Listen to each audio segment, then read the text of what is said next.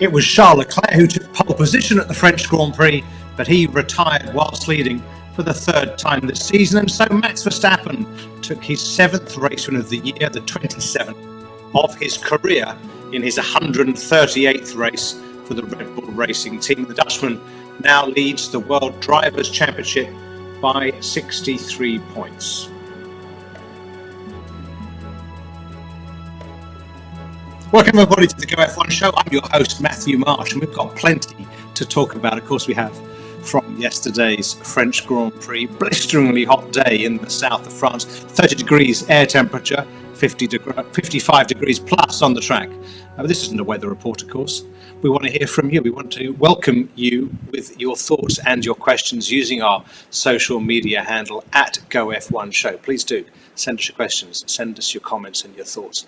Also today, we're going to be digging deep into how Mercedes is recovering from a poor start to their season. We've got an exclusive conversation that I had with the former F1 driver, Romain Grosjean, now racing in the USA. But ahead of that, and to somebody who's just returned home from racing in Japan, welcome to Malaysia's first and still only Formula One driver, Alex Yoong. Hey, good to be back here, Matt. Wow, what a race. I guess you could say it was a bit of a pivotal one. And yeah, it's looking very good for Verstappen at the moment.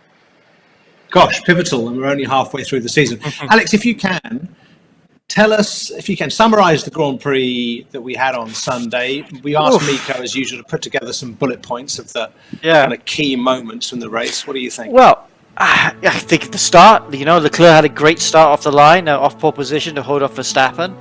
And wow, he had to endure some heavy pressure in those opening laps. Verstappen actually getting alongside him a couple of times. But then the thermal deck really did seem to affect Verstappen running the dirty air. So they decided to pit first. So they pitted at lap 17, went from the mediums to the hard, which is on par with a one-stop strategy. And on the very next lap, Leclerc crashed. Now, I thought he was pushing so hard because maybe he was going to come in on that lap and try and cover Verstappen's pit stop. But we also heard Ferrari talking about saving tires. But whatever it was a bad accident, and Leclerc obviously crushed by it, which led to a safety car. All the guys pitted, all the front guys pitted, Hamilton, the two Mercs, Sainz also pitted. And unfortunately, he came out and almost took out a Williams. So he got done for unsafe release. And when he took a second stop a bit later on, he'd have to serve a 5-second penalty. Lots of controversy on that 5-second penalty. Lots of people wondering whether Ferrari needed to take it since Sainz had got himself up to third position at that point. And we'll discuss about that later.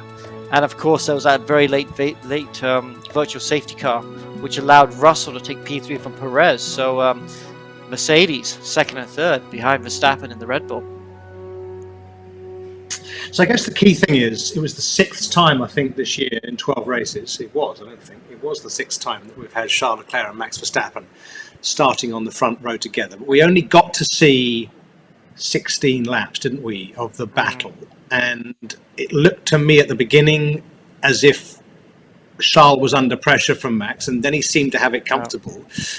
But it was only a third of the race. So what do you think? What would have happened if Charles hadn't crashed?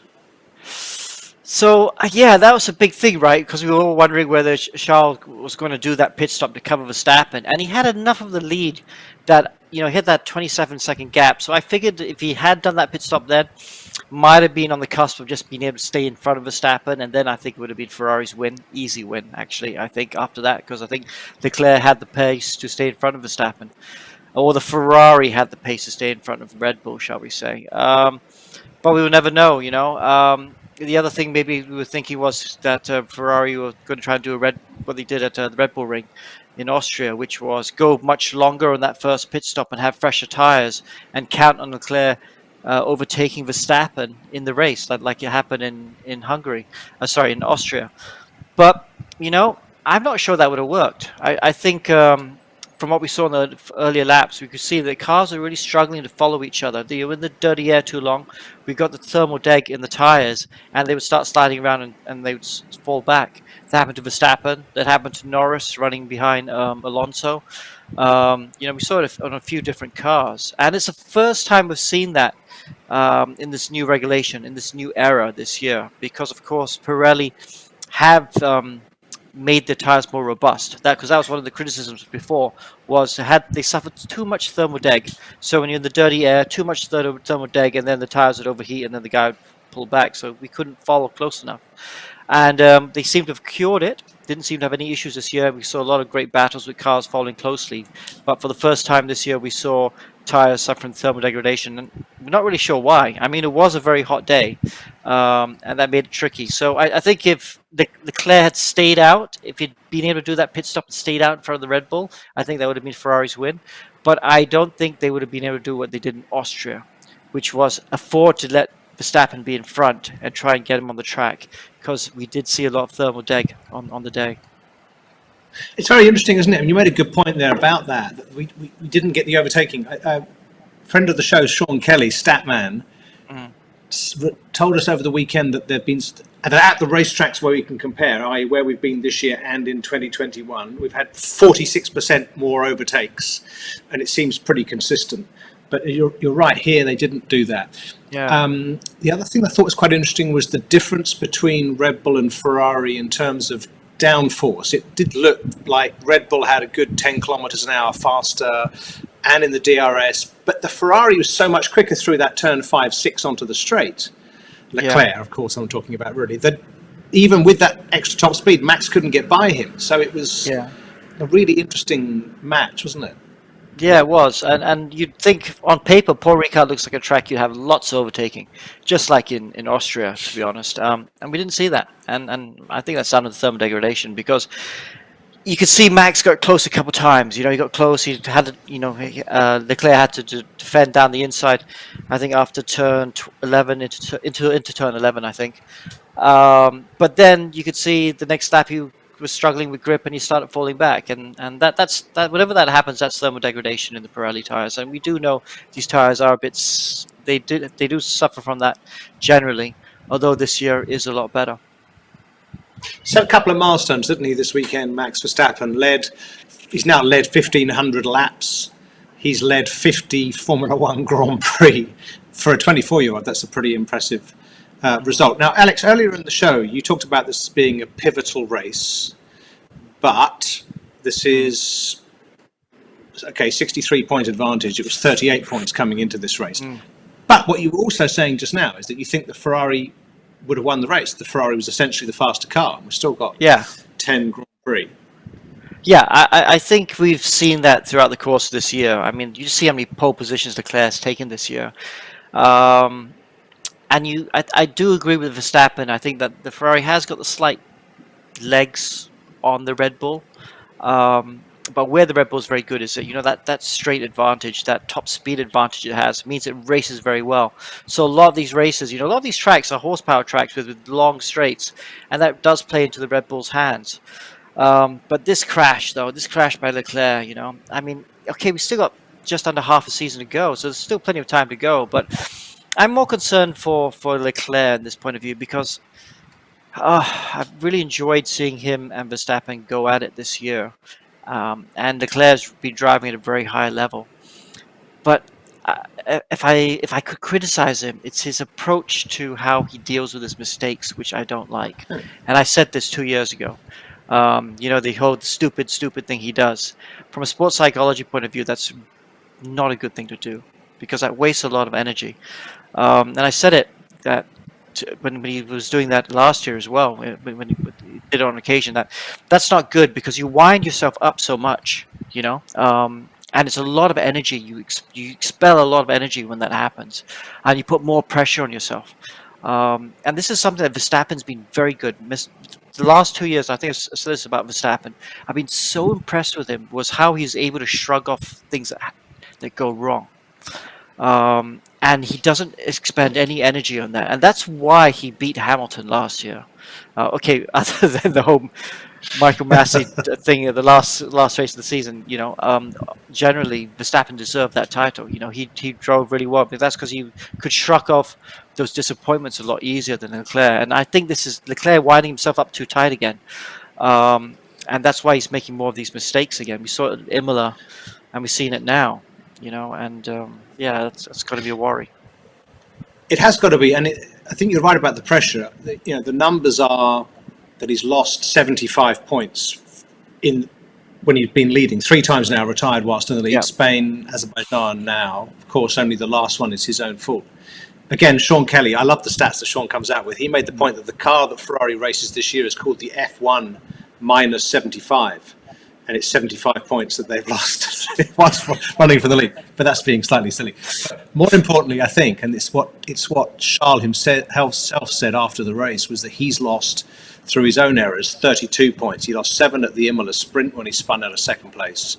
Lost 25, potentially 25 for a win here with that spin at turn 11.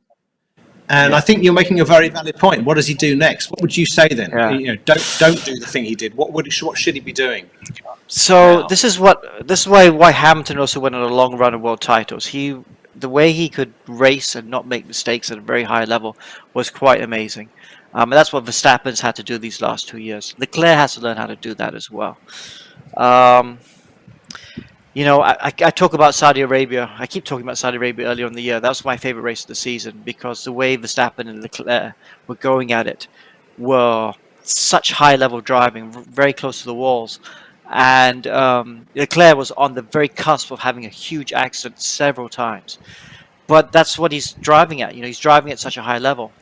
But Verstappen's also able to hit that high level, but we don't see him making those mistakes. And that's the difference. Leclerc has to be able to drive that high level and not make those mistakes again. And the thing is, once you start making one mistake, another one starts creeping up, another one starts creeping up. And this is what happened to Vettel. Remember in 2018, Vettel was trying to launch a championship year against Hamilton, and it just kind of spiraled. And yes, they're in the same Ferrari again, and yes, they're having the same outside pressures as well. But Leclerc needs to be able to release those pressures and not be so affected by it. And I don't like it when people say, "Oh, we love how it's great to see Leclerc so hard on himself. That's why he's a true champion, because that's how champions get success." That's a load of nonsense, because all these drivers are extremely hard on themselves. They don't reach this level without being hard on themselves, and they all have failures that keep them up at night. But you also have to understand what's the best way of having performance. And beating yourself up is very. It takes energy and it takes it adds pressure, and these are all things you don't need to perform at your highest. Right. So as a sports psychologist, you need to be able to go, okay, this is the issue. What have I learned? What's this? Move on, and don't spend any more energy on it. So when you're up against world champions, you know. I was going to say, let's do it. Let's move on from. We've talked about Max. We've talked about Charles. Let's look at the top 10 results. Remind ourselves of who else was in the race. Of course, Max Verstappen won by 10 seconds, 10.5 from Lewis Hamilton. And the other Mercedes of George Russell. Sergio Perez, 17 seconds off the winner at the end of the race. Fernando Alonso doing a terrific job with his teammate Esteban Ocon in 8th. That puts Alpine into P4 in the Constructors' Championships. The McLarens of Norris and Ricciardo, 7th and 9th. And Lance Stroll there rounding out the top 10 for Aston Martin. Let's talk a little bit, Alex, now, if we can, about Carlos Sainz, because he had an interesting weekend, of course, didn't he? He started off with power unit penalties in qualifying, which meant he started 19th, ended up 5th. He started off on the hard tyres when certainly all the front runners were on the mediums. That safety car on lap 17, kind of hindered and helped him, didn't it? It meant he got I think he saved about 15, 20 seconds by having a stop under the safety car, but it meant he was now running mediums rather than everybody else running hards. And he had that penalty for an unsafe release. What I'm going to fast forward to here is he was running 3rd when they made that second stop. And we've got a question about it from the audience, asking whether, essentially, do we think... Adrian's telling us he's a big fan, which is thank you very much, Adrian Cheng. Lap 41. It's one of those moments. It's a bit like Abu Dhabi 2021, but we'll move on from that one. Question about lap 41. Adrian's struggling to understand why some people, social media, are lambasting Ferrari's decision. So over to you, Alex. Do you think Ferrari made the right decision? Okay. Lambast away. On the surface, it looks like a bad decision, didn't it? Right? But I also understand from Ferrari's point of view, because you're trying to measure the tire wear. You're right about that safety car coming out at the wrong time, because it forced them to do a hard to medium tire swap, because that's when everyone else stopped as well. In hindsight, maybe they shouldn't have done that stop because they had to pit an extra time anyway. But they were on a medium tire, and I don't think that medium tire could have finished. And to be honest, none of us know whether that medium tire can finish. The people that know the most, who have the most accurate information on whether that medium tire could have gone to the end, is Ferrari. So if Ferrari say that they couldn't have gone to the end, and if the tire had not gone to the end, what then happens is Sainz would have nothing to fight with. He wanted to finish third. He would have probably finished out the points because the pace would have just completely disappeared. He'd be 5-6 seconds a lap slower, and that would put him outside the points. So Ferrari had the information. So if they say the medium tire couldn't go to the end, then who are we to say that that's the wrong decision? If you ask me, in hindsight, and it's easy to do in hindsight, they shouldn't have pitted in the safety car. Because then they had to do that extra stop anyway.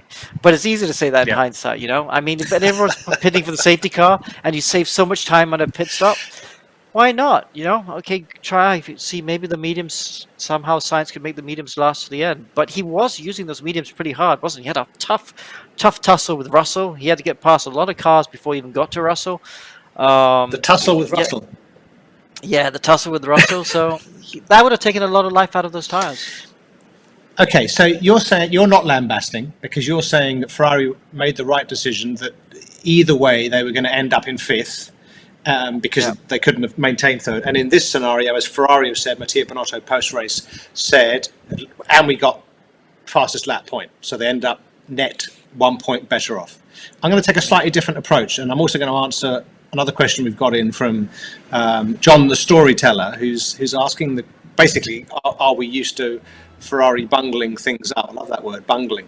And I think what John is referring to is perhaps not the actual strategy, but the way that it came across to us, which was the voice of Ricciardo Adami saying to Sergio, what should we do? Essentially, what should we do?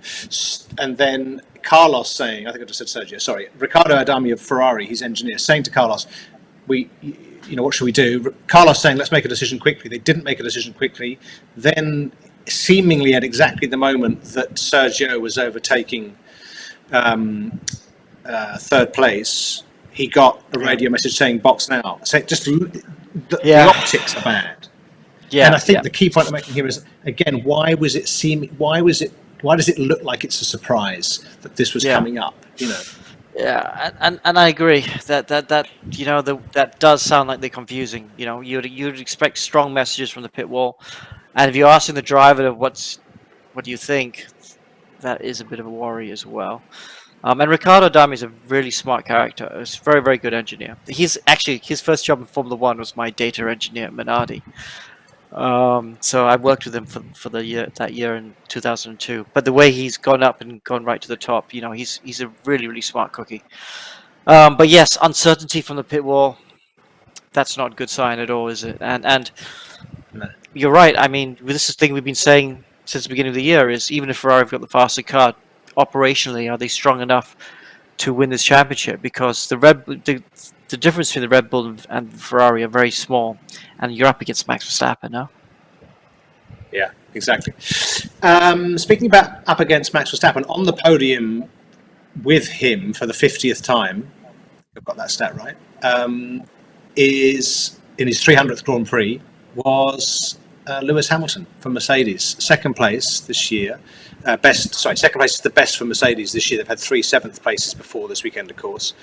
So both cars on the podium. It's quite nice for Mercedes. Took Sergio Perez on lap 1, which was important, wasn't it, for Lewis to get ahead of the second Red Bull. At around lap 9, using the science of looking at the timing screen, it felt like Lewis was the fastest car on track. He got slightly helped, of course, again, like most of the guys, by the lap 17 safety car.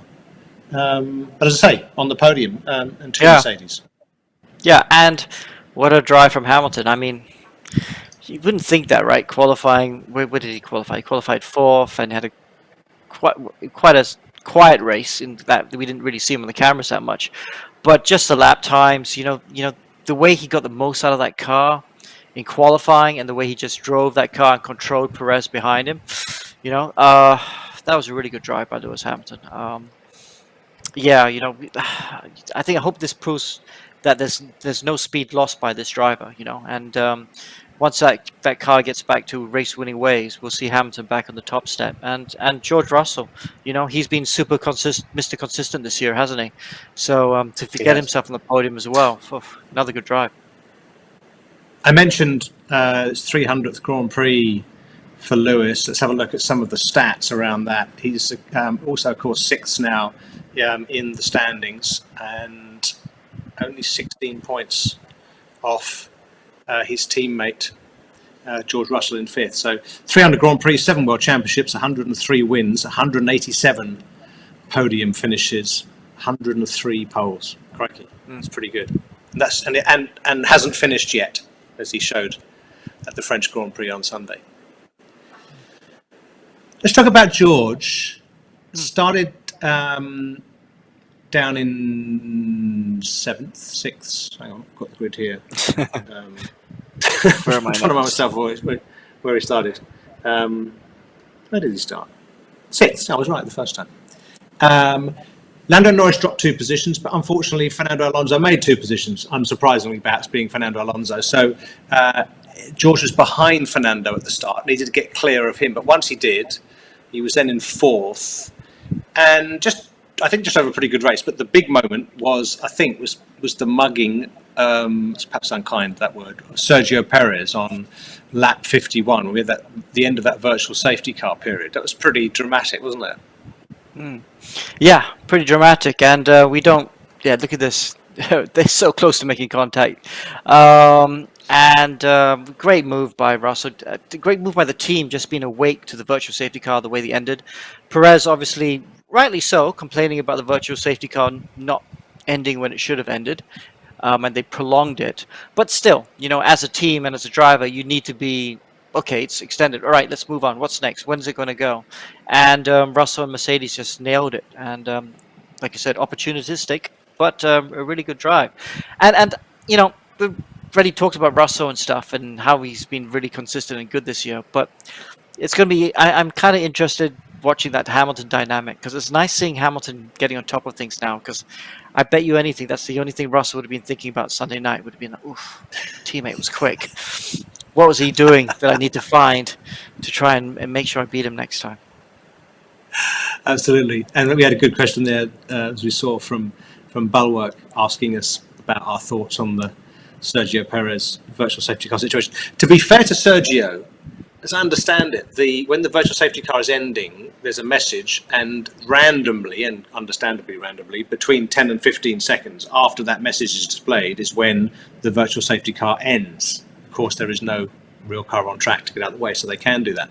And on this occasion, because of some technical problem at the racetrack, it wasn't between 10 and 15 seconds. It was also almost a minute. And I think that perhaps put Sergio, of the guy who could lose something from that situation, put him in a position where in the end he did lose it. And of course, George took full advantage of having perhaps some more time to think about how to position himself better. Yeah. Now, in our show last week, you asked us, Alex, I'm talking to Alex now, you said we ought to do a bit of an analysis of Mercedes and how they're doing this season. Relative. And so we heard you. So I went to Mercedes and I said, could we have a bit of a chat, please? And could we talk in particular to Andrew Shovlin and understand how they think they're doing this season? And I'm assuming that actually the car disappointed, in that, by which I mean it wasn't as quick in real life as it was on paper. Is that an accurate assumption on my part?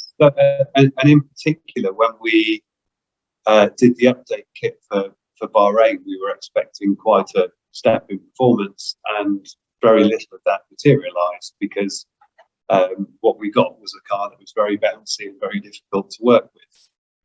If we had delivered everything we hoped to with the update kit, we would have certainly been in the fight to win the race. So the next sort of 5 or 6 races, our progress on track was relatively limited, and everyone's developing at that time of the year with a new set of regulations. Everyone's finding performance, but we weren't making a lot of progress on the track. But then, back here in Brackley, there was a lot of work going on in the aerodynamics department to understand the issue in the design groups.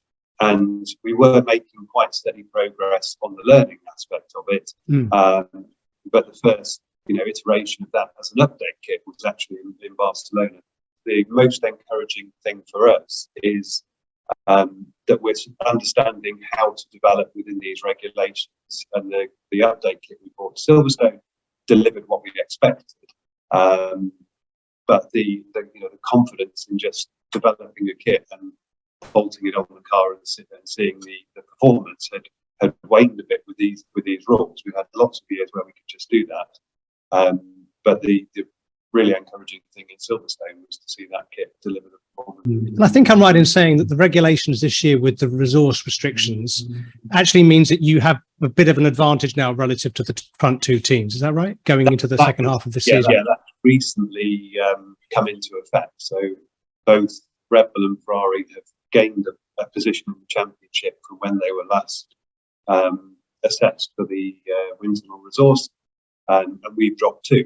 So the relative shift there is significant. It isn't enough that you're going to see a sudden step up in our performance as a result of that.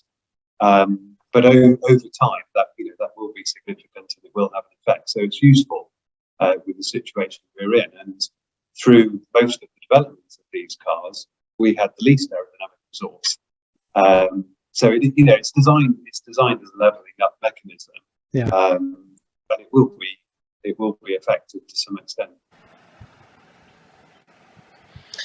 Well, there you go. I thought that was a fascinating conversation with Andrew, and it was actually quite a long conversation. And for those of you that want to hear more of it, and we got into all sorts of different topics around, of course, Mercedes in particular, go to the YouTube channel, search GOF1 Show, and we've got all sorts of content on there. Where I have an interview with somebody, and we run a minute or two on this live show. We very often are now putting 10 or more minutes of the full conversation up on the YouTube channel. We've also got a full-length conversation with Jessica Hawkins, who's Aston Martin's representative in the W Series. Zhou Guanyu we spoke to a little bit earlier in the season. And if you're into IndyCar racing or following potential future McLaren drivers, there's Colton Herta and also the Indy 500 winner, Marcus Ericsson.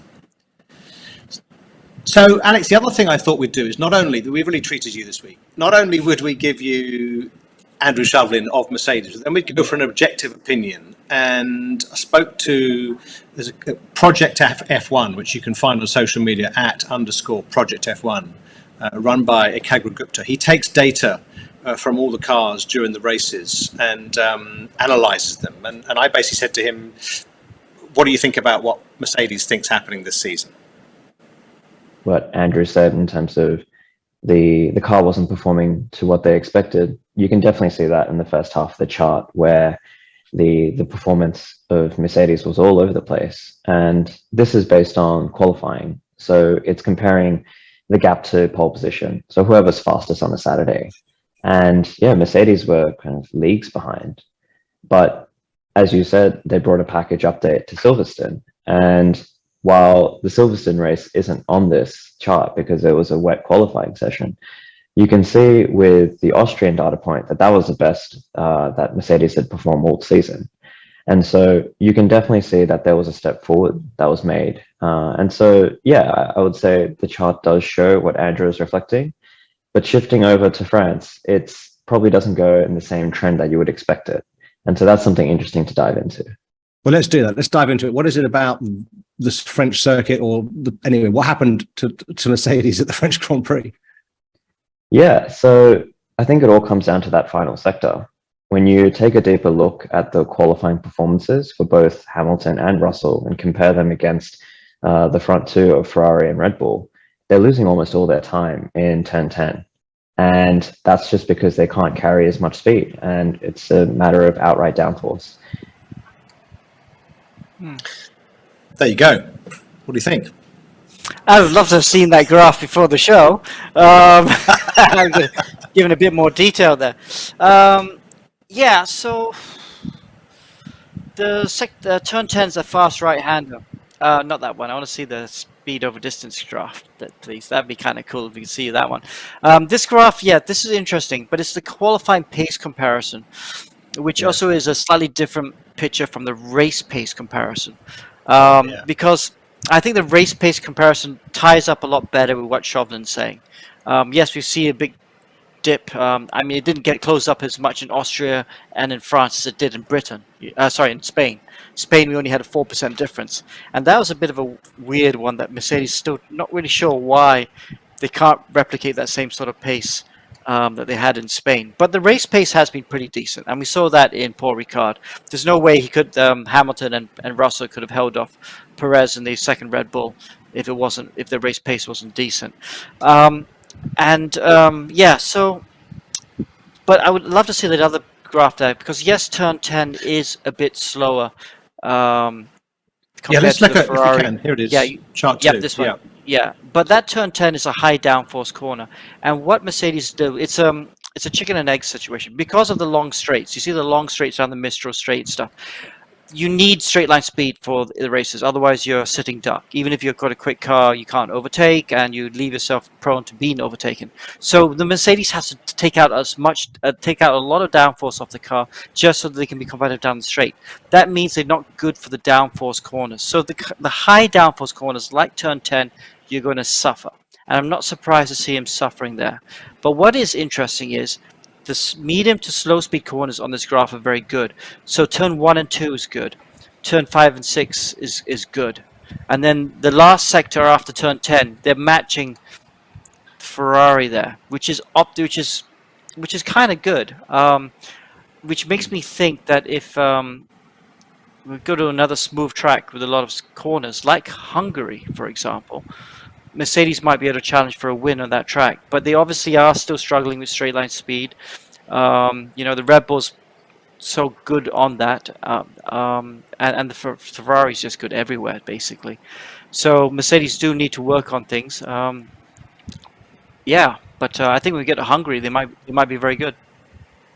I think one of the takeaways we're thinking now is that we need to have some more charts that look at race pace rather than quali pace, because using the very scientific method I've just done of looking at the qualifying results and then remembering what I was watching during the race on the live timing yesterday, massive science there being involved. 9/10 of a second in qualifying and about half a second in the race. And there were moments, I think, when really Lewis was much, much closer to the ultimate pace, although difficult to tell, wasn't it? Because we had essentially Max from lap 21 after the first safety car running his own race.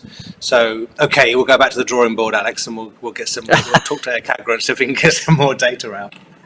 We've also got a good question, actually, from Laswadi, who's asking us whether this result we saw in France is essentially a kind of one-off from Mercedes, or is it a signal that they will continue to get, I think, basically closer to the front and finish within, that's what he's saying, within 15 seconds. What do you think? Do you think, essentially, will we see a Mercedes challenge for victory on merit this season?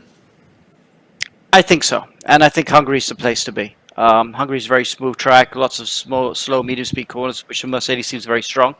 It's just, getting that car quick down the straights, and I don't think it's a power thing. I think it's a drag thing, so that they can run more wing for the high speed corners. That's the key for that car. It's a little bit like what Ferrari have been trying to catch up with on Red Bull, and they have caught up a lot, although Red Bull still have that advantage. I think they can, but it's I think from what I've seen, only really Hungary. But having said that, there's still a long time to go, and if they can bring the necessary updates, they can close that gap. There we go. Well, thank you to F1 Project, Ekagra Gupta, for helping us with that data. Still to come in the show, ladies and gentlemen, we've got our exclusive conversation with Romain Grosjean, and we're also going to be thinking about who else caught our eye during the French Grand Prix, which will, of course, include the McLaren team. And ahead of that, a word from their sponsor and ours, WebEx by Cisco.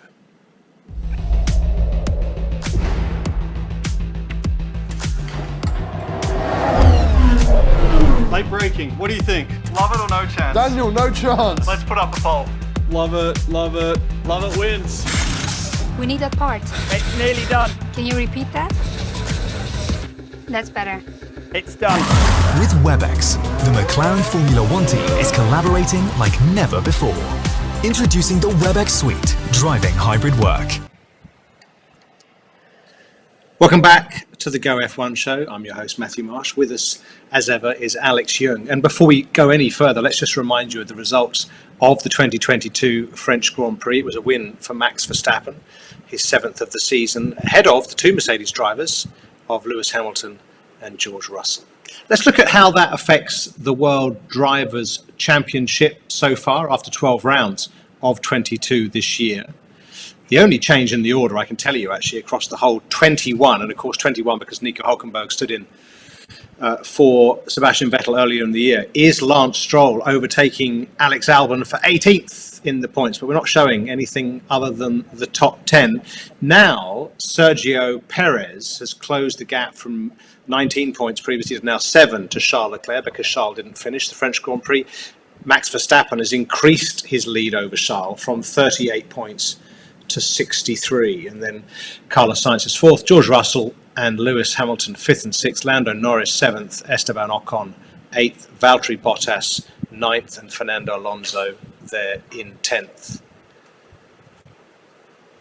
And the Constructors' Championship, well, again, there's only been one change, and it's actually Alpine overtaking McLaren. That's quite significant. That was the battle we talked about in some detail in our debrief show from the Austrian Grand Prix. It came about this weekend because the Alpines both finished in the top 8 for the first time this season. Fernando Alonso 6th and Esteban Ocon 8th, whereas the McLarens of Lando Norris and Daniel Ricciardo finished actually exactly as they did in Austria a week ago in 7th and 9th. At the top of the standings is Red Bull there. They're now 82 points ahead of Ferrari, having been 56 before this weekend. Notice Mercedes in 3rd, but closing in on Ferrari, down from 66 points to 44. And a quick note before we move on, perhaps Alex, I wanted to talk to you a little bit about this, which is Daniel Ricciardo, who we've talked about a lot because his season's been disappointing. He scored points for the second time consecutively this weekend. But the thing I want to really just touch on here is I noticed he took time to go onto social media to do a couple of interviews talking about how he's committed to McLaren. He's got a contract for 2023, hasn't lost any love, that it needs to get the car to, it's the car that needs to change, not so much him. I want to also mention two things there. One is that McLaren have been testing young drivers, but they need to run, like every team, 2 young drivers during free practice 1 at some point during the week, as Nick de Vries took over from Lewis here.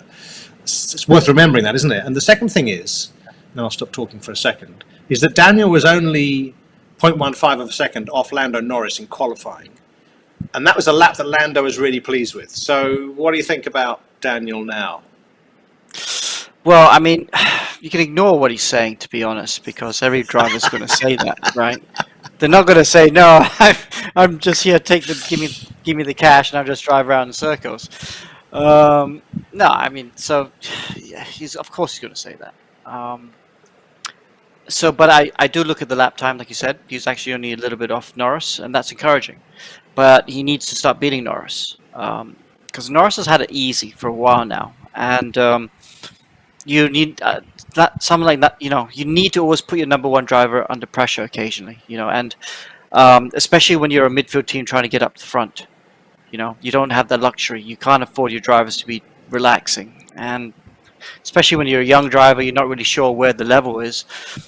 You'll start taking your foot off the gas. If you're not being pushed, and they need a driver to push Norris, and I think they'll give Ricciardo a little bit more time, and if he can prove him wrong, because I think they are thinking of another driver, because they are testing other drivers, aren't they? Yeah, I'm going to go out on a limb here and say, I'm not going to go out on a limb, I'm going to just make a prediction, which is whoever they put in the car alongside Lando, of all the people who are currently available, he's going to be at least as far off as Daniel is right now, because I'm going to keep saying it. And actually, I've noticed that other people, I noticed Nico Rosberg this weekend saying it, is starting to understand that Lando Norris is absolutely mega World Championship material, and that the problem is not Daniel. The problem is that Daniel's got Lando alongside him. But from one problem to another, the French Grand Prix is on shaky ground because it's beautiful mountainous ground, isn't it, around the Paul Ricard Yeah. circuit, 5.6 kilometre circuit, but got back on the schedule in 2018. But there's too many races now competing for 23 slots, and big rumours over the weekend that this is the last French Grand Prix that we're going to see. We won't see one next year. I checked in with some people I know at the race organisers, and basically what they've said is, which I think is moderately good news, is, as Stefano Domenicali said during the weekend, that Formula 1 is interested in having a French Grand Prix. Of course they are. They're pleased with the initiatives that the French Grand Prix organisers have taken. They've done a lot around, we saw it at the weekend, a lot of fan entertainment going on. They got the fans involved, waving flags and so on. They've improved the access to the circuit, which was terrible in 2018. I can remember the traffic jams. They've definitely improved that. And they're being very proactive on all sorts of things, including sustainability matters, which again fits very well with what Formula 1 wants for the future. So I think it's a kind of, hopefully, worst case scenario is that the French Grand Prix remains, but it rotating with another Grand Prix on the calendar. That's the Grand Prix. The Alpine team we've talked about, the French team running fourth in the series. Esteban Ocon had a pretty good weekend, finishing eighth. Pierre Gasly, let's not talk about it, had a terrible weekend. But let's talk about another driver. Well, let's talk with another driver, very popular Frenchman, is now competing over in IndyCar in the USA. I've got to tell you, he's looking incredibly fit, healthy, and very happy. His name's Romain Grosjean. I want to get your opinion on Mick Schumacher, because you know how good Kevin is, so you can see how Mick is doing. I guess you've got a better understanding than most people. How do you think he's getting on? I think he's doing better. The start of the season was disappointing, but I think he got to a situation where last year obviously he had a poor car. This year got a good car, and then Kevin becomes and is like the star of the show. And it feels like you have to get those points back to kind of match Kevin. So he tried too hard in Saudi and some more races. And then finally, you could tell in Silverstone, he had a great race. And the race after in Austria, he had another great race just because he got released from the pressure of scoring those points. So Mick seems to be a bit of a diesel, always starts slow, but then gets up to speed nicely. And when you watched the Haas car, which when you drove it, other than the first season, it was quite difficult, let's put it that way. When you see it, such a nice car it seems this year, how do you feel about that? I feel good for the team, for the guys that worked hard, for Kevin mainly. I think it was good to see him back, and he's been doing the job, really good job for Haas.